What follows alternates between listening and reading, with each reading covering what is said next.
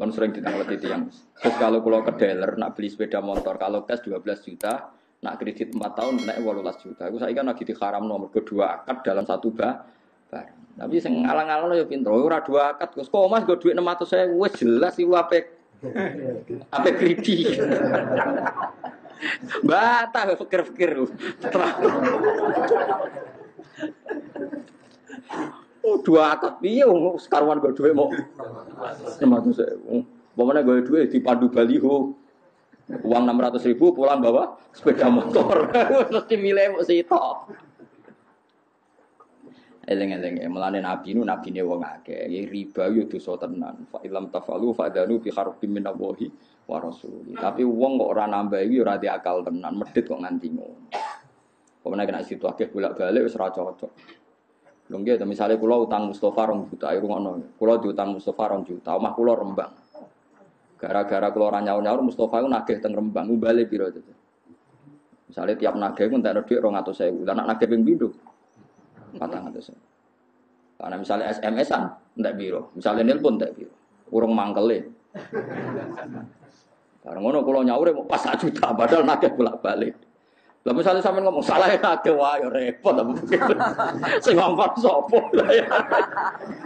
Ya mesti salah ra nyaur ya ora ono bare nek ngono. Mulane agama ora oleh ngono. Pokoke ila antakuna tijarotan antar mulane urip saling rido. Nek utang sing pantes wae nyaur ya nyaur dadi gak bulet.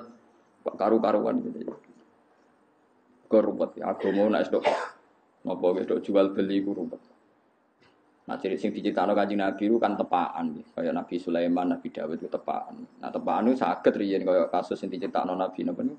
Wa Dawud wa Sulaiman id yahkumani fil harsi id nafashat fi ghanamul qaum wa kunna li hukmihim syahidin fa fahamnaha Sulaiman wa kullan ataina hukma wa ilma.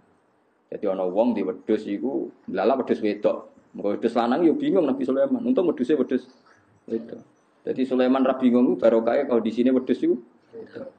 Wedhus wedok susune lagi pas akeh. Mangan tandurane wong. Ya ora roh, sing dipangan wis senile wedhus apa ora walhasil takok Nabi Dawud diputusno wedhus iku disita. Bareng takok Nabi Sulaiman ora wis ngene ae.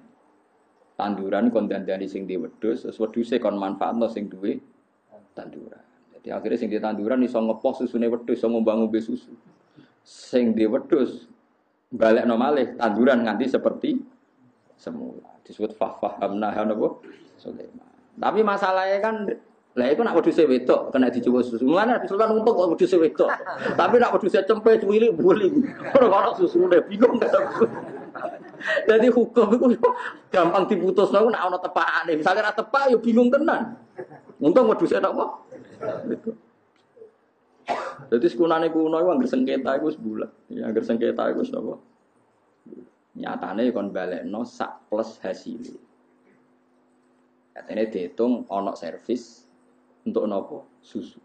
Kok ora diarani riba. Balik maneh kok ora diarani napa? Riba. Mane hati-hati iku aja khusuk nemen-nemen nganti dadekno medhit.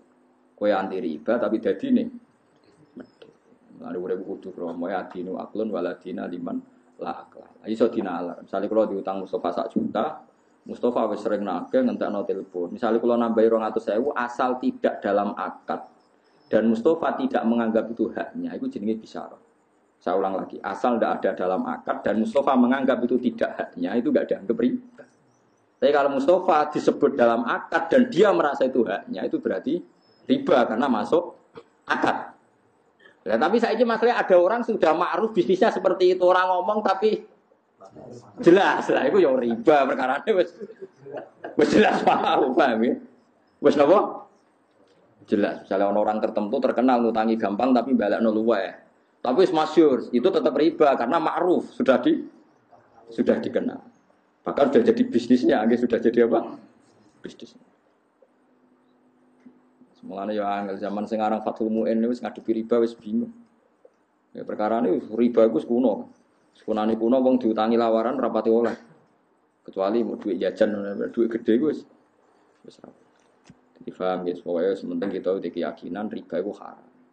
Tapi kayak rasa nyontokno contohnya ini kadang contohmu gak pas. Ya contohmu kadang betul apa? Pas piye Nabi nate utang pedet di sahur. Itu tapi kabeh ulama darani ngene iku ora riba, ya ora oleh terjadi ketika diakatkan. Seulang lagi enggak boleh terjadi ketika diakatkan. Paham ya?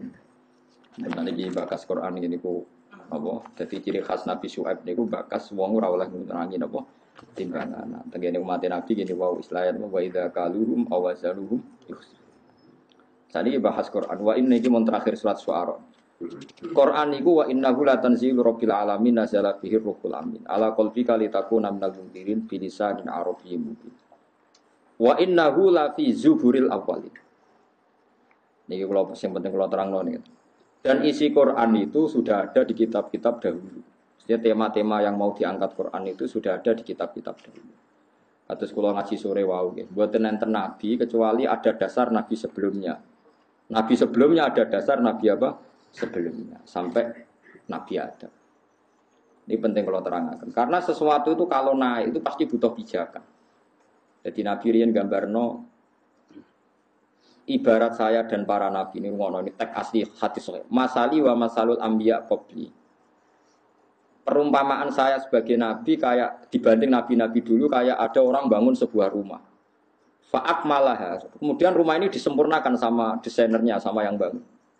Setelah sempurna semua, ilamu di Allah binadalah masih kurang satu apa? Bata. Kata orang-orang yang melihat rumah ini akan sempurna andaikan satu bata ini yang kurang diselesaikan. Fa'ana tilkal labina kata Nabi, ya saya yang jadi bata nopo terakhir itu sebagai penyempurna rumah itu atau sebagai penyempurna para nopo nabi. Jadi artinya kalau ada, pasti ada urutannya. Nabi yang sekarang ditopang nabi sebelumnya ditopang nabi sebelumnya sampai Nabi Nabi ada. Terus Nabi Muhammad sudah memaklumatkan diri bahwa enggak akan ada Nabi setelah Nabi Muhammad Shallallahu Alaihi Wasallam. Ini penting kalau aturakan.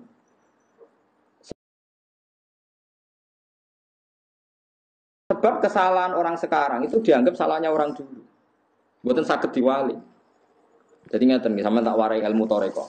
Ini ki kalau nanti nerangno teng kajian teng budi-budi kalau nerangno masalah silsilah. Nabi Muhammad itu ya ono aneh. Ya, logika agama itu aneh. Nah, sampean gak mikir wae. Fa kaifa idza ji'na min kulli ummatin bisyahidi wa ji'na bika ala haula'i syaitan.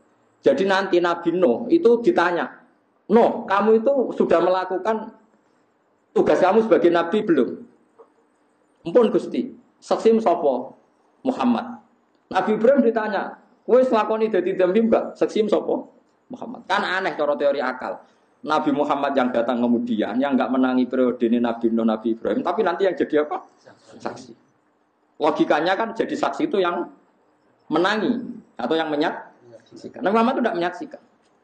Karena logika agama itu logika mata rantai. Rumahnya logika apa? Mata rantai. Mata rantai itu gini. Misalnya catokan pertama itu kuat. Terus ada rantai satu butiran apa jenenge? Untean itu apa? Bolongan itu apa? Gelangnya cincin ya cincin. Setiap rantai itu kan berarti satu cincin. Terus dijadikan apa? Rantai. Nggih, silsilah jadi dalam bahasa Arab napa? Silsilah mata rantai. Kalau lingkaran cincin ini cek nyatok, berarti atasnya bisa dicatoki. Yang kedua iso nyatok yang pertama, yang ketiga nyatok yang kedua. Nganti nyatok berarti yang kedua iso dicatoki. Sekarang ada rantai panjang ditarik dari bawah, kok enggak rontok?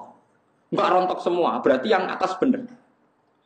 Kalau rantai yang terakhir meskipun bagus, enggak bocor, enggak gerek, kok protol, berarti sing salah. Rantai dhuwure. Paham maksudnya? Saiki ana rantai protol, iku sing salah dhuwure tadi sore. Dhuwure.